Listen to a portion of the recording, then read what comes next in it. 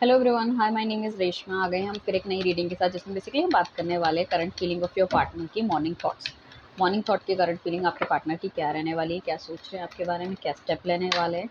ठीक है। एंड चाहे आप कॉन्टैक्ट में हो, चाहे आप नो कॉन्टैक्ट सिचुएशन हो, ठीक है, कब तक आने की संभावनाएं हैं आपके पार्टनर की आपकी लाइफ में। चलिए चलते हैं रीडिंग की तरफ। डिवाइन प्लीज़ हमें गाइड कीजिए, जो भी व्यूअर्स अभी इस टाइम हमारे साथ हैं। ठीक है, उनके पार्टनर क्या सोच रहे हैं सुबह सुबह उनके बारे में, क्या स्टेप लेना चाहते हैं। पहले हमें बताइए क्या सोच रहे हैं। सो हम सोच रहे हैं क्या, वो कार्ड्स निकाल लेते हैं।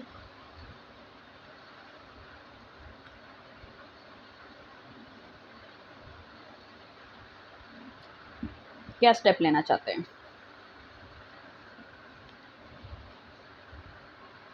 ओके। ओके। सो जो बेसिकली पार्टनर हैं आपके, वो ये सोच रहे हैं कि भाई मैं इस रिलेशनशिप से आज़ाद हो गया, बहुत बढ़िया हो गया, अपनी लाइफ में फुल तरीके से जीऊँगा, मुझे कोई रोकने टोकने वाला नहीं होगा। उन्हें हमेशा ऐसा लगता था कि आप उन्हें रोकते-टोकते हो या आप किसी के इन्फ्लुएंस में काम करते हो। उन्हें ऐसा लगता है कि आप उनके कार्मिक पार्टनर थे, जिसके साथ उन्होंने बहुत सारे दुःख सहे हैं। और हो सकता है आपकी या उनकी राशि टॉरस, लियो, एक्वेरियस या स्कॉर्पियो में से कोई एक हो सकती है। हालाँकि कभी-कभी आपके बारे में सोचते हैं इवनिंग टाइम पे, बट वो सोचते हैं कि क्या स्टेप लूँ, मैं लूँ ना लूँ? He is very confuse actually. अभी तो ख़ैर वो, मैं कहूँगी, अपनी लाइफ़ बहुत अच्छी तरह से जी रहे हैं, किसी की वो सुन नहीं रहे हैं। एंड वो चाह रहे हैं कि उनकी लाइफ़ में, अपनी लाइफ़ में कुछ नया स्टार्ट करें, कुछ नई बिगिनिंग करें। ठीक है ना? बट कहीं न कहीं वो रिलेशनशिप से थोड़ा-सा दूर रहना चाहते हैं। उनको लगता है कि रिलेशनशिप में उन्होंने बहुत अपना टाइम वेस्ट कर दिया and it's just a waste of time, nothing else. तो कहीं न कहीं उनको लगता है कि उनको अपने स्किल्स में, उनको अपनी स्टडीज़ में, उनको अपनी जॉब में, वहाँ पे थोड़ा-सा ध्यान देने की ज़रूरत है। क्योंकि वो, जब भी कोई एक बंदा उनकी लाइफ़ में आता है, मतलब एज़ ए रिलेशनशिप कोई पार्टनर आता है, तो कहीं न कहीं कोई प्रॉब्लम, स्ट्रगल्स अपने आप ही आना शुरू हो जाते हैं और वो अपने गोल से दूर होते हुए चले जाते हैं। तो वो नहीं चाहते अपने गोल से दूर होना।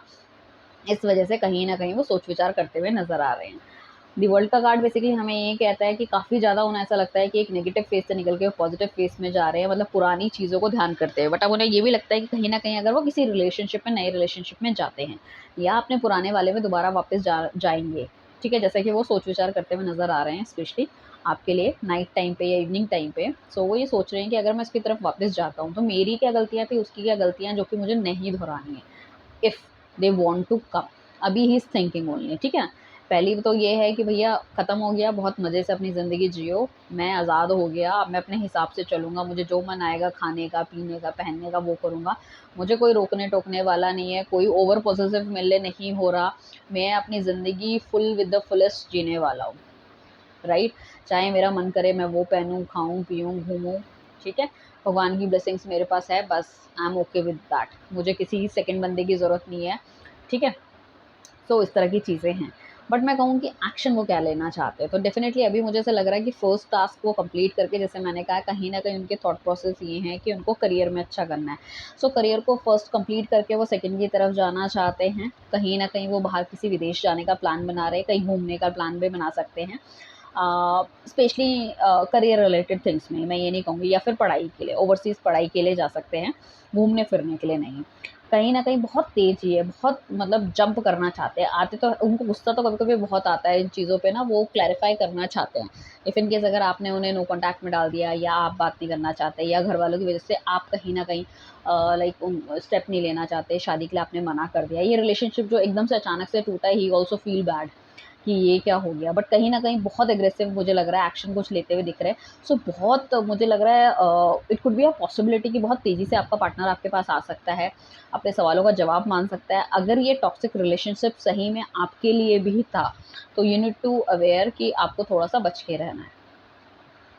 कहीं भी ये बंदा मिल सकता है, लड़ाई झगड़ा करना शुरू कर देगा, बोलना शुरू कर देगा। So that is a tough position for you. So you need to see कि how you want to, how like you need to escape from his zone. ठीक है? हिज़ और हर जो भी है, उनसे आप कैसे अलग से निकल सकते हो। क्योंकि ये कुछ ऐसा करने वाला है जो कि आपने सोचा भी नहीं होगा।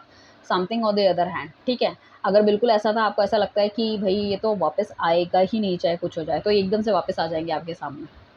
ठीक है, और आपको ऐसा लगता था कि चलो अब ये मेरी लाइफ़ से चला गया, मुझे अब ये परेशान नहीं कर सकता, तो हो सकता है ये परेशान करना शुरू कर दे। मतलब कुछ ऐसा अनएक्सपेक्टेड ये कर सकता है।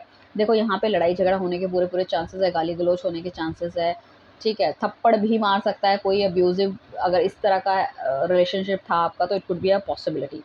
ऑल ऑफ अ सडन अगर थोड़ी बहुत आपकी बातचीत खत्म थी या नो कॉन्टैक्ट था, तो हो सकता है बिल्कुल प्रॉपर तरीके से ये खत्म कर दे। हस्बैंड वाइफ से तो मिलने आ सकते हैं, बहुत ज़्यादा लड़ाई झगड़ा हो सकता है, और हो सकता है बिल्कुल आपसे ऐसे बोले कि भैया आप तो डिवोर्स ही ले लेते हैं, हमारी बस की नहीं है साथ रहना।